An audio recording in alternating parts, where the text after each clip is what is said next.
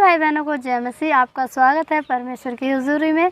आइए फिर हम वचन को लेकर कुछ बातचीत करते हैं। और आज का वचन कुछ इस प्रकार है, नए नियम से, जो यूहन्ना अध्याय 11 अध्याय में आपने पढ़ा भी होगा काफ़ी बार कि लाजर की मृत्यु के बारे में। तो लाजर की मृत्यु क्यों हुई और फिर लाजर को फिर जीवित क्यों किया गया, ये सारी बातें आज हम वचन में सीखेंगे कि ये सब परमेश्वर ऐसे कार्य, आश्चर्यजनक कार्य क्यों करते थे, ताकि हम लोगों का विश्वास बढ़े। और आज की जो कलीसिया है जिसका विश्वास एकदम मंद हो गया, एकदम धीमा हो गया है, तो हमारी कलीसिया का विश्वास तेज होना चाहिए, विश्वास मजबूत होना चाहिए और विश्वास गहरा होना चाहिए, तभी हम परमेश्वर की महिमा को देखेंगे।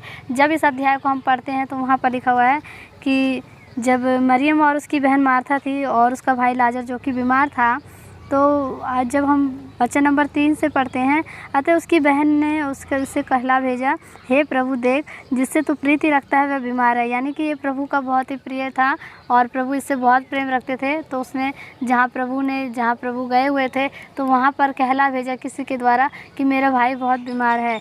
यह सुनकर यीशु ने कहा, यह बीमारी मृत्यु की नहीं परंतु परमेश्वर की महिमा के लिए है, कि उसके द्वारा परमेश्वर के पुत्र की महिमा हो। यानी कि आजकल हम जो बीमार हैं, जो मसीह भाई बहन बीमार हैं, जो नाना प्रकार की बीमारियों से ग्रस्त हैं, तो ये ना सोचें कि ये बीमारी उनके गलत कर्मों की वजह से। ये सब बहुत लोग सोचते हैं कि उनके कर्मों की वजह से या उनके माता पिता के कर्मों की वजह से। ऐसा कुछ नहीं है।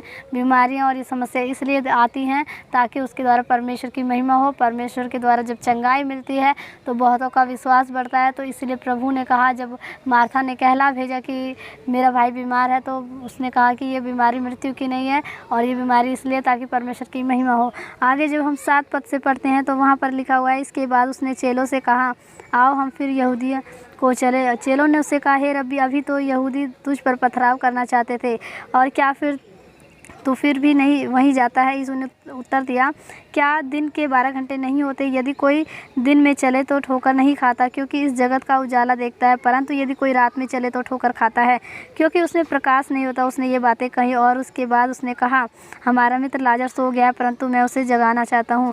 तब चेलों ने उससे कहा, हे प्रभु, यदि वह सो गया तो स्वस्थ हो जाएगा। ये सब बातें इसलिए कही परमेश्वर ने कि हम लोग जब परमेश्वर के उजाले में रहेंगे, यानी परमेश्वर की प्रेजेंस में रहेंगे, तो हम ठोकर नहीं खाएंगे। लेकिन अगर हम अंधकार में यानी कि संसारिक बातों में रहेंगे तो हमारे साथ कोई भी बीमारी आएगी, वो हमारी मौत का रीज़न बन जाएगी, या फिर कोई भी समस्या आएगी, वो हमारी असफलता का रीज़न बन जाएगी। तो ये बातें परमेश्वर ने अपने चेलों से एग्जाम्पल के तौर पे कही कि जो दिन के उजाले में चलता है वो कभी ठोकर नहीं खाएगा, लेकिन जो रात के अंधेरे में चलेगा, क्योंकि उसमें उजाला नहीं होता, तो वो ठोकर खाएगा। और यहूदी लोग जो कि परमेश्वर के खिलाफ थे, सोचते थे कि प्रभु के ऊपर कोई ना कोई आरोप लगाए, तो वहाँ पर इसलिए गया, क्योंकि प्रभु इसलिए गया ताकि वो यहूदी लोगों का विश्वास बढ़े, यहूदी लोग परमेश्वर की महिमा को देखे। और जब उन्होंने फिर उदाहरण में बात करी कि लाजर सो गया है, तो इस पर चेलों ने कहा कि वो स्वस्थ हो जाएगा। यानी कि अगर हम और आप बीमार होते हैं तो हम लोग सो नहीं पाते, हमारी बीमारी ऐसी हो जाती है कि हमारे अंदर बेचैनी आती है। लेकिन परमेश्वर ने कहा कि वह सो गया है, तो चेलों ने सोचा कि सचमुच वो सो गया तो उसकी सेहत को आराम होगा। लेकिन फिर बाद में प्रभु ने साफ साफ बता दिया कि लाजर मर गया है। तो इसके बाद जब उसने कहा कि हम वहाँ पर चलते हैं, और यीशु ने उसकी मृत्यु के विषय में कहा था, परंतु उसने समझा कि नींद में सो गया है। तब यीशु ने साफ साफ कहा कि वह लाजर मर गया, और मैं तुम्हारे कारण आनंदित हूँ कि मैं वहाँ ना था। तब प्रभु ने कहा कि मैं तुम्हारे कारण आनंदित हूँ, यदि अगर तुम लोगों के साथ मैं वहाँ नहीं, मैं वहाँ जहाँ मुझे जहाँ प्रभु था, लेकिन लाजर के पास नहीं था प्रभु, तो प्रभु ने कहा कि मैं तुम्हारे कारण आनंदित हूँ कि मैं वहाँ नहीं था। अगर लाजर के पास होता तो इतनी बड़ी महिमा प्रभु की नहीं प्रकट होती, परमेश्वर पिता की महिमा नहीं प्रकट होती। इसलिए प्रभु ने कहा, मैं तुम्हारे कारण आनंदित हूँ, मैं तुम्हारे साथ था, लाजर से दूर था, ताकि लाजर मरे और लाजर को फिर मैं जीवित करूँ और परमेश्वर की बड़ी महिमा लोग देखें और परमेश्वर का विश्वास और लोगों का विश्वास बढ़े परमेश्वर के प्रति। तो परमेश्वर वहाँ पर प्रभु कहता है कि मैं वहाँ नहीं था, मैं तुम्हारे कारण आनंदित हूँ। तब थोमा ने, जो दिदमुस कहलाता है, उसने अपने साथी चेलों से कहा, आओ हम भी उसके साथ मरने को चले। यानी कि जो ये थोमा वही थोमा है जब प्रभु गलील को गया था और प्रभु जब तीसरे दिन जी उठा था, तो मार्था और मरियम ने कहा कि परमेश्वर जी उठा, लेकिन थोमा वही प्रभु का दास था जिसने संदेह करा था, जिसने कहा कि जब तक मैं प्रभु तेरी फसली में हाथ ना डालूं और मेरे हाथ खून से रंगे ना हो, तब तक मैं विश्वास नहीं करूँगा कि तू पुनः जीवित हो गया। तो फिर थोमा के अंदर वही बात आई जो कि आज हमारी कलीसिया कुछ लोगों के अंदर संदेह की बात आती है। तो ये जाहिर सी बात है, जब चेलों के अंदर संदेह आया तो हमारी कलीसिया के अंदर भी संदेह आना एकदम जाहिर सी बात है। ये होता ही है, हम मसीह लोगों के साथ कई लोग ऐसे संदेह करते हैं, लेकिन मैं उनसे यही कहना चाहूँगी कि संदेह बिल्कुल ना करें। संदेह अगर करते हैं तो शैतान वहीं पर अपना काम करना चालू कर देता है। अगर आप सफलता की ओर जा रहे होते तो एक कदम दो कदम और पीछे आ जाते हैं, क्योंकि वहाँ पर शैतान आपके मन में संदेह डाल देता है। तो हमें बिल्कुल संदेह नहीं करना, जो भी परमेश्वर ने अपनी महिमा में लिखा है वो होगा, एक दिन अवश्य होगा। तो हमें परमेश्वर की महिमा के लिए जो भी कुछ करना है विश्वास के साथ करना है, विश्वास के साथ प्रार्थना करनी है। और विश्वास हमारा ऐसा होना चाहिए जैसा कि मार्था और मरियम का था, उन्होंने विश्वास किया। तो आगे वचन को जब हम पढ़ते हैं तो वहाँ पर लिखा हुआ है कि मार्था ने यीशु से कहा, हे प्रभु, यदि तू यहाँ होता तो मेरा भाई कदापि न मरता। और अब भी मैं जानती हूँ कि जो कुछ तू परमेश्वर से मांगेगा परमेश्वर तुझे देगा। यीशु ने उससे कहा, तेरा भाई फिर जी उठेगा। मार्था ने उससे कहा, मैं जानती हूँ कि अंतिम दिन में पुनरुत्थान के समय जी उठेगा।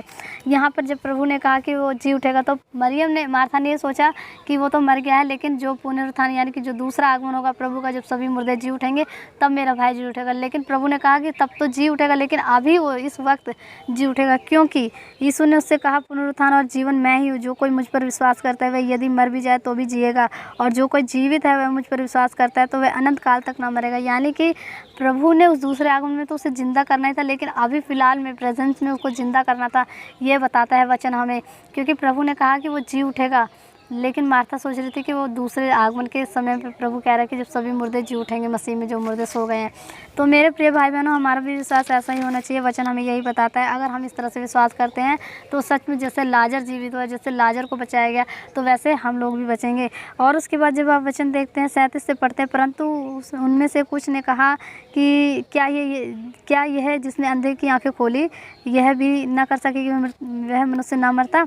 यानी कि जो यहूदी लोग थे ये उलाहना कर रहे थे परमेश्वर के पर उंगलियां उठा रहे थे कि जो परमेश्वर आँख खोल सकता है वो क्या ये भी ना कर सके, ये ना मरता। लेकिन प्रभु ने ऐसा इसलिए करा ताकि परमेश्वर की बड़ी महिमा हो।